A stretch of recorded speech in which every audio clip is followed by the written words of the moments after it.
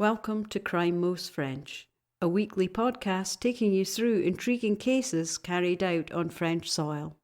Researched and narrated by Cedric and rudely interrupted by me, Melanie.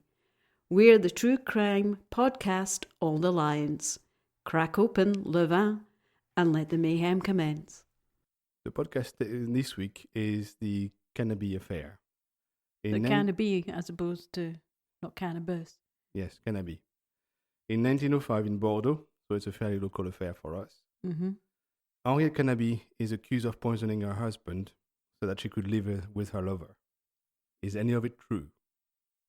In May 1905, a rumor spreads in Bordeaux. It becomes so big that it becomes a national story. National newspapers pick it up.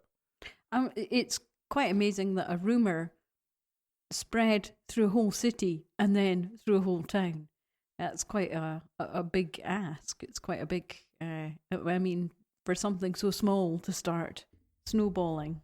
Yeah, but it was in the early 20th century, so I guess that's what was news at the time. I don't know. Yeah, I guess so. There was no stringers reporting local news and anything that was actually... Well, they had, but it was really for local newspapers, so it didn't come from national newspapers. National newspapers were interested in what was going on in Parliament and abroad, for example, but they rarely reported on local. Whatever was happening in Bordeaux, away from Paris. So it was really two different press. Also, it's very cliched as well. The woman poisoning the husband, especially at that time. Yes. So the story is that an upper middle class couple, the Canaby with a Y, and their two daughters live in Charton-Quay in Bordeaux, so along the river. He, Émile, deals in wine and does fairly good business. He has a large debt towards one of his ex-business partners, but according to the rumors, he's handling it okay. So it's not causing any problems. She, Henriette, is young, about 35, good-looking according to witnesses, takes care of her appearance, and is well-educated. Okay. Fairly uncommon for 1905. Where most women didn't go to school beyond like 5 or 6 years old. Mm-hmm. She goes around the local salons, talking salons, not hair salons. And those kind of like really spread into popularity, kind of like round about the Belle Epoque from Paris. Oh, no, much earlier than that. Oh, right, okay. In Paris, they were big just after the Revolution. Okay. Under the Directoire and the consulate, they were a big thing. Mm-hmm. So they started in France much, much earlier. They started nearly a century earlier than that, or more than a century earlier. Yeah.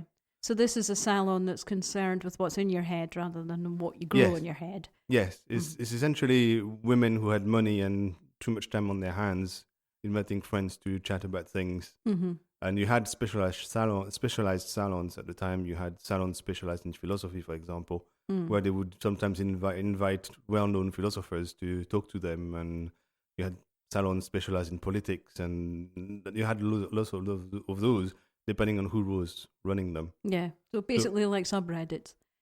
They were essentially subreddits, yes, but not public. No. So you would invite your friends, or you would invite people you know, but not random people from the street. That's the difference. No, so big close groups. Yes. Mm-hmm. Yes. It's groups of shared interests. Yes. Chat about things. Yeah. So she was doing the rounds because she was well educated, so she could talk about things, and she was fairly well respected, but because of her appearance, she was creating some kind of jealousy among her, of course, friends or her peers. Acquaintances. Yeah. Lately, she had been the subject of some talk. She seemed to be, as it was described in the national press, well emancipated. Oh, okay. So well emancipated meant it was code word for pretty loose. Yeah, I mean, it sounds like a bit of a backhanded compliment, doesn't it? It does, yes. So they were saying that she was sleeping around. She had recently rekindled a childhood friendship with a man that she had known since she was at least a teenager, possibly a kid. Okay. He had been living in Paris for many years, but was originally from Bordeaux and had just moved back to Bordeaux recently. So they met again and they started spending time together. He seems to be permanently at their house, and he even went on holiday the previous year, with Henriette and the 2 daughters, but no husband. All right, okay, that's a bit weird. It's a bit weird, but it could be a friend. But anyway, so that's what people start talking about. They find it weird. Add to that the friend is rich, like inheritance rich. Okay. And the husband seems to benefit from the generosity of the friend, i.e. the friend lends money to the husband. Ah, right, okay. And it all leads to rumors of ménage à trois. Okay. So another throuple. Yes. Still, the majority of people still consider her a victim of nasty rumors, and they describe Henriette as a loving wife and a woman dedicated to her daughters. Right. So the vast majority of people don't believe the rumors, but the rumors go around quite fast. Of course. They're all happy to indulge in the rumors, but yes. But half of them are saying they're not You understand, I don't believe it. Of course. But I heard. Yes. Yes. Mm-hmm. At the end of March 1905, Emil falls ill. Okay. He feels very tired all the time. And on the 4th of April, his health takes a dive for the worst. Coming home from work, first he vomits, then goes to bed, and never leaves the bed again. Oh, dear. In the following days, his condition seems to get worse. Right. It's a young doctor, Dr. Guérin, that looks after him, is the family doctor. He diagnoses a bad flu. Oh, no, le grippe. Yes. That's pretty much it at the time. How long's he been in bed? About a week? I don't have the date, I don't know. Because it's shortly after, because you could call the doctor possibly the next day, not the week after. No.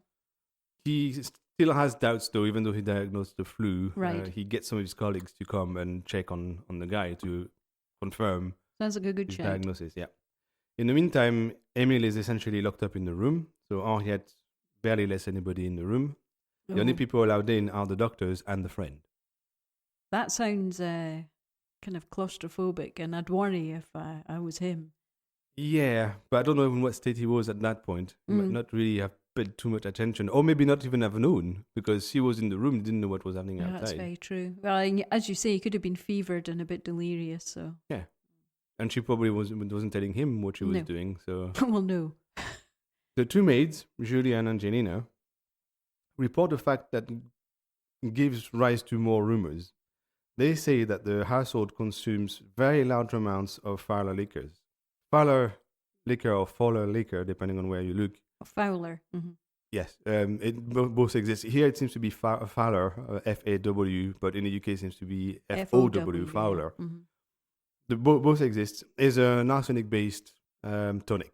Yeah, it's one of these really poisonous tonics, but the poisonous element is kind of like almost at an acceptable level. Yes. Yeah. Yes, if you're very careful. I know the things you're talking about. Julie is especially worried because she was the one that was sent to buy 2 bottles at the pharmacy. Right. 2 days ago.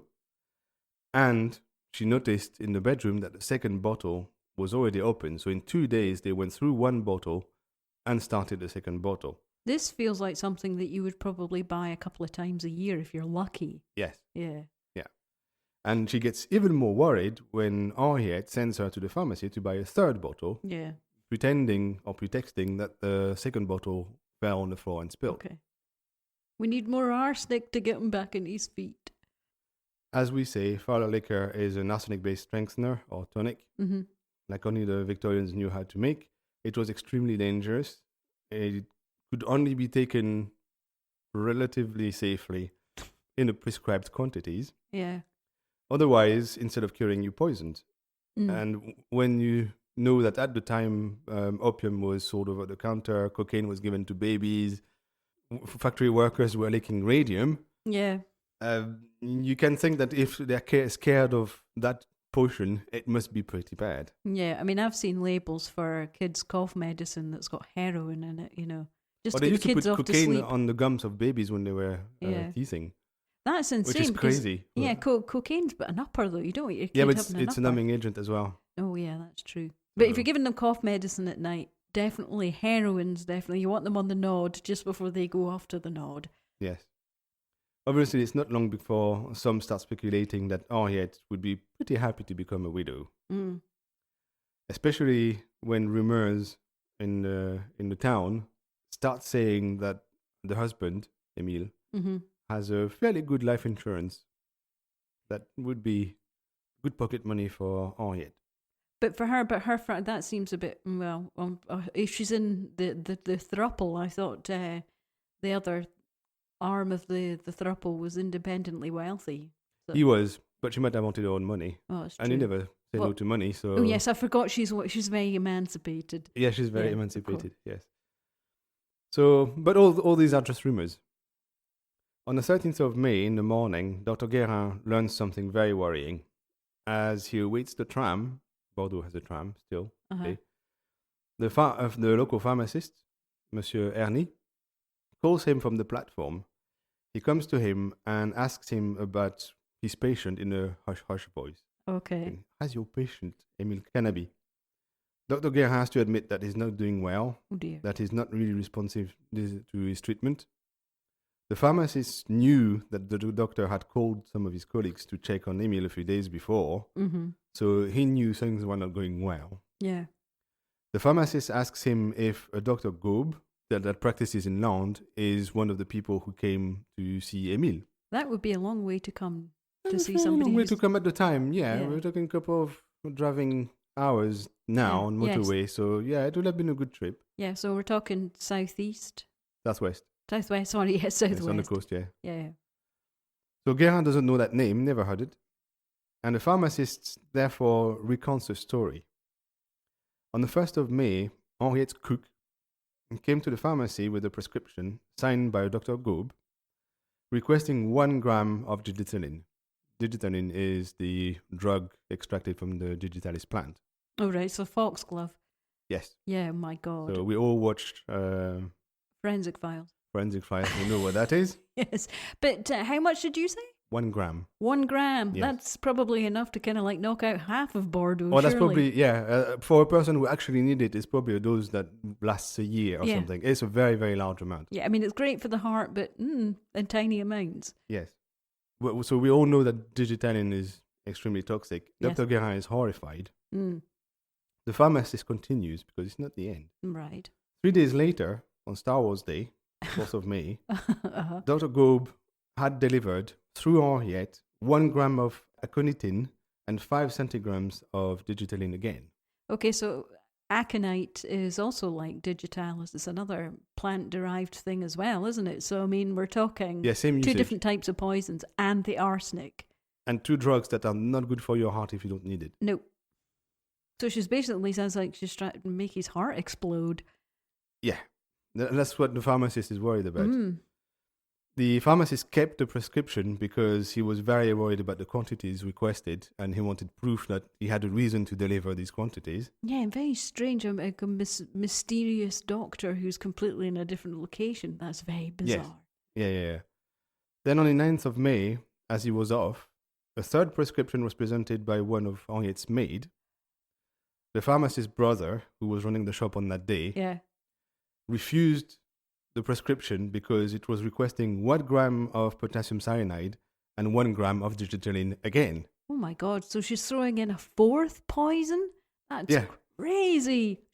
I'm sure she's actually just planning to kill all of Bordeaux at this point. Oh, with these quantities, probably, yeah.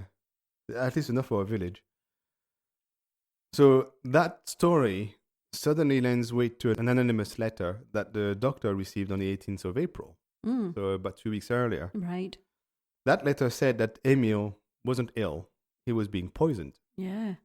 But he didn't know who it came from, so he decided some nosy neighbor that just waste people's time. But now the story kind of starts making sense. There's credence behind it, definitely. Yes. Dr. Guérin calls immediately his colleagues who had visited Emile before, and they all go to the Canaby's place. And they decide there and then to immediately send Emile to hospital. Obviously, what they want to do is get him away from that house with all those poisons around. Yeah, away from Henriette, yeah. Yes. Henriette protests, of course. She has a tantrum and she faints. Oh, the lady doth protest too much. She does protest very hard, yes. When she comes to, her husband is gone. They just took the husband and left the wife. They said, "What was that?" and then ran out the door with them. To help her distress, she goes immediately for a few days to the country to her friend's house. No, right, yes. That doesn't smell. She's so upset she has to go somewhere else. She doesn't rush to her husband's side.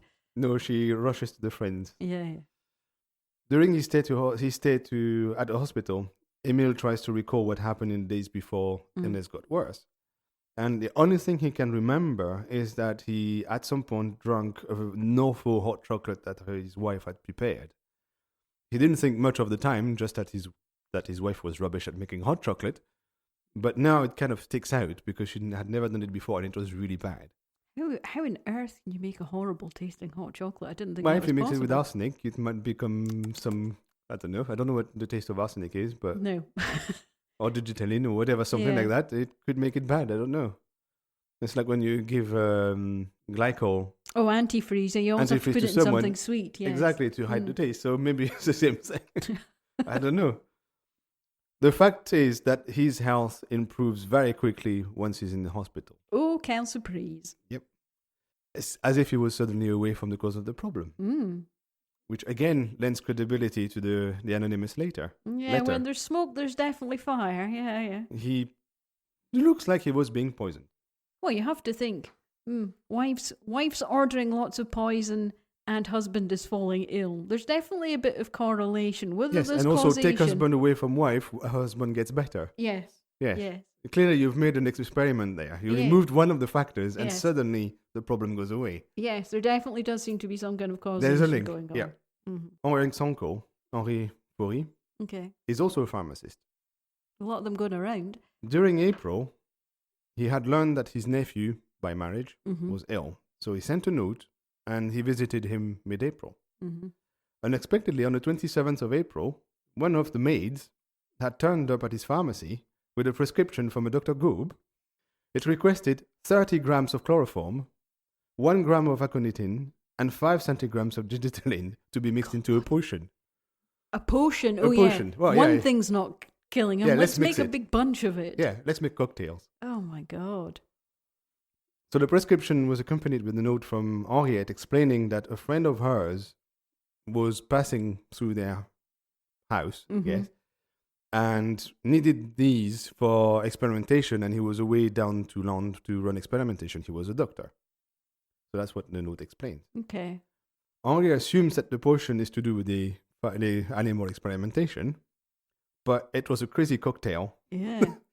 So he recommended, when he sent the potion back to Henriette, that to be placed under lock and way, way far from children. He had also been surprised that the maid requested the prescription to be given back to her, and originally had therefore refused to fill it, because then he would have no proof of what he's done with the poisons that he had been ordering from somewhere else. Yeah, I'm sure as a pharmacy you would be accountable for what he you actually would be, dispenses. Yes, exactly. So. If somebody is murdered with that poison and you have no proof that you gave it to someone else, then you are it. Especially as what they were asking for is so crazy. Yes. So originally he said no, but because it was his niece, he made an exception.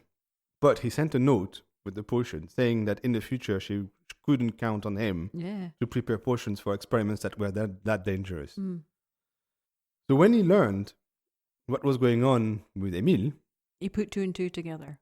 He kind of did, and he notified Henriette's father. I don't know why is he not informing the police, let alone... He tried to keep it in the family, I guess. Yeah, he had suspicions at that point, so he wanted to sort it out first to know exactly what was going on. That's my guess. He also mentions it to Henriette, who answers that nothing is going on. Sure. She simply tried to be helpful to her friend. Sure. And she had given the potion to a courier who was going to deliver it straight away to Dr. Goeb himself. So there was no problem there. The mysterious Dr. Goeb. I'm beginning to think there is no Dr. Goeb. Yes.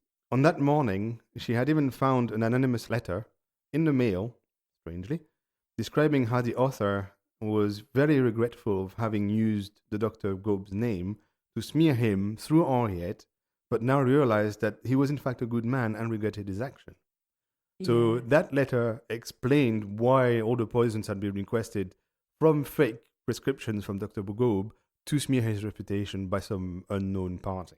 That's very convenient. That is very convenient. But also, Henriette's father received another letter on the same day in the mail saying roughly the same thing, but insisting very heavily on how innocent Henriette was, that she wasn't aware of what was going on. She was totally innocent. She was a good girl, so there was no problem there. Don't look at her. She's innocent. That's roughly what it was saying.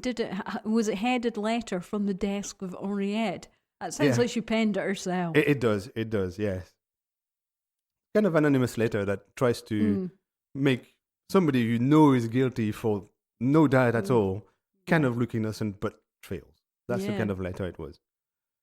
In the meantime, Dr. Guérin, who is really now very, very worried, managed to contact Dr. Gaube and ask him, WTF, dude?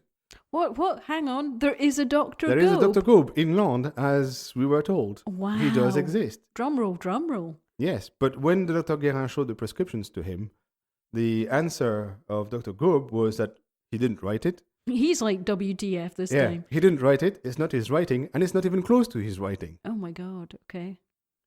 At the time, he didn't think much of it. What? But because he knew he wasn't involved, there's nothing that could prove it was him. It's not his writing, so yeah, but it's just somebody using his name. Surely he should be telling the authorities. Well, when he learns about the anonymous letters, he contacts a local prosecutor. Fair enough. And presses charges. Okay, so Dr. Gaube can rest on his laurels, and his reputation hasn't been tarnished. Yes. The prosecutor, after discussing the matter with the general prosecutor, decides to look into the story and consider it a case of fake documents. He's also worried about all this poison somehow unaccounted for. Yeah. But there's not much he can do about it at the moment. The first step is to search the Canaby's home. Right, yeah. And they didn't find anything apart from an insane number of Fowler liquor bottles. Right, okay. They also collect writing samples from Henriette and her friend, compared to the anonymous letter. Okay. I'm wondering if what did you say? No, he came from Bordeaux as well. I wonder if it was the friend who knew who Dr. Gaube was, because he seems such a random... It's possible. He's really a shadow in that story. We know he exists, but he has no apparent input in the story.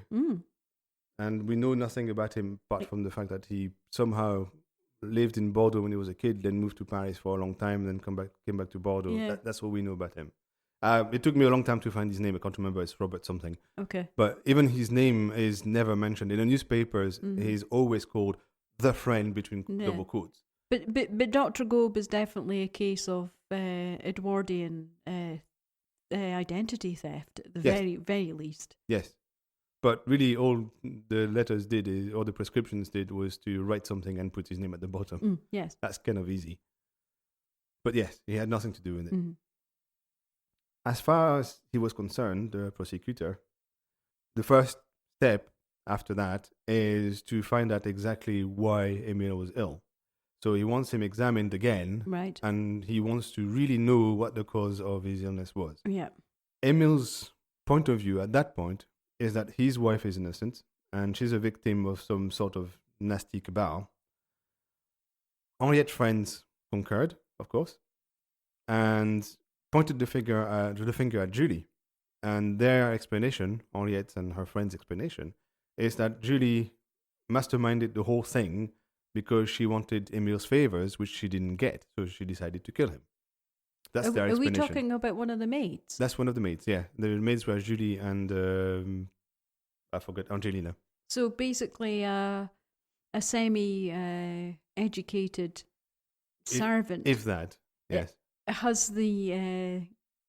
she can write the prescriptions, wherewithal to mastermind all this. Yeah, their story is that the uneducated maid can write prescriptions that look real with the name of a doctor that exists. Yeah, spell everything correctly. Somehow gives them to Henriette, who has no problem going to the pharmacy and getting those things, or getting someone else like the cook do it. I'll tell you what, she's not good at coming up with other possible... Well, you think it's not a good story? I don't think it's a good story, no. No, I'm not buying into it.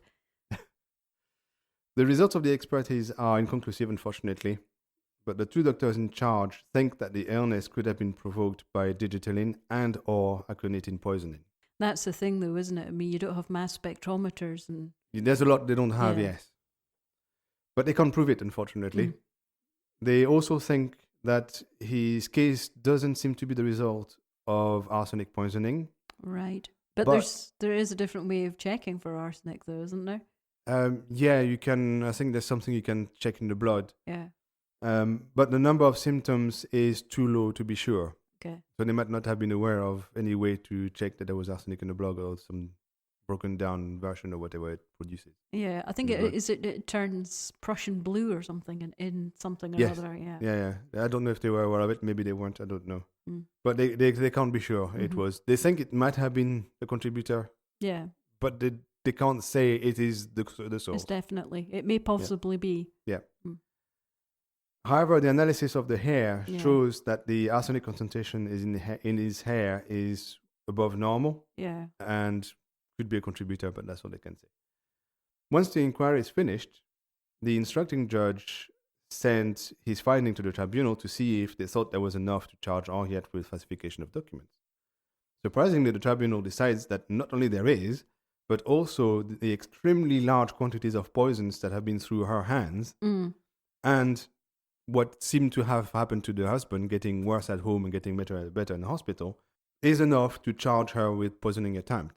Right. Okay. Well, that's good to hear because normally you get these this double standard of ladies aren't capable of doing such horrific things. So I'm quite glad that she's actually going to be accountable. Yeah. So Henriette is arrested and put in prison, the local Hurrah. A prison in Île de Ré, where all the prisoners that go to Guyana stop for a couple of nights. Ship her across to Guyana. Mm-hmm. And the judge is appointed for an additional inquiry. Yeah, she could have been sent to Guyana. Actually, at the time, still was there. Yeah. The additional inquiry doesn't find much, except that after having run more experiments, they concluded that Henriette drank a lot less Fowler liquor than she said, and her husband drank a lot more than she said he did. Yeah. So it looks like the bottles were not spread evenly between the two. She was drinking a little bit, and he was finishing the bottles. She's definitely very clever, though, because we haven't found all these other forms of poisons. No, they're never found. On the 21st of March 1906, the charges are confirmed, and the tribunal judged in particular that the reason he had got access to the quantities of poison she did could only be for criminal intent. Yeah. There's no other reason you would get these poisons in these quantities. No, not unless she's setting up a cardio specialized hospital. Yeah, for a whole town, yes. Yeah, it's ridiculous. Yes, and therefore the tribunal decides that the charge of poisoning attempt is justified. So that's what she's tried for. She appears before the judges on the 25th of May 1906. All Bordeaux wants to be there because that's the big story. Oh, yes. After years of rumors, they now want to know what actually went on. Give me the full details. Exactly. And at the time, there was a very young student called François Mauriac who goes to the court every day and follows the case. Right. And François Mauriac becomes, in the late 20s, early 30s, a very famous writer. And one of his most famous novels, called Thérèse d'Équerroux, is in fact this story published in 1927.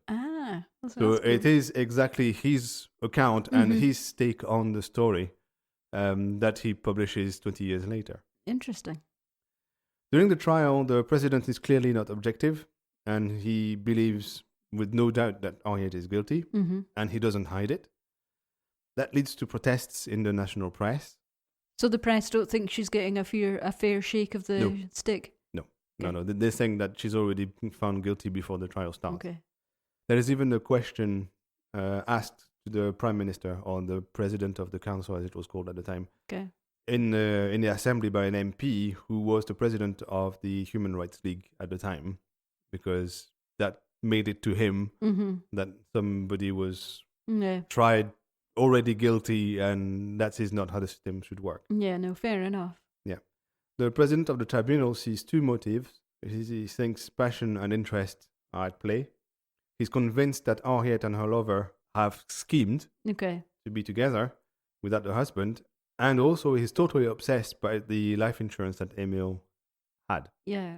To him, the amount of money that she would get if he died is enough to explain the murder attempt. Oh, you've got the kind of like the double motive, haven't you? You've got the passion and the money. Yeah. Emile, who's much better at that point, Well, it's strange that.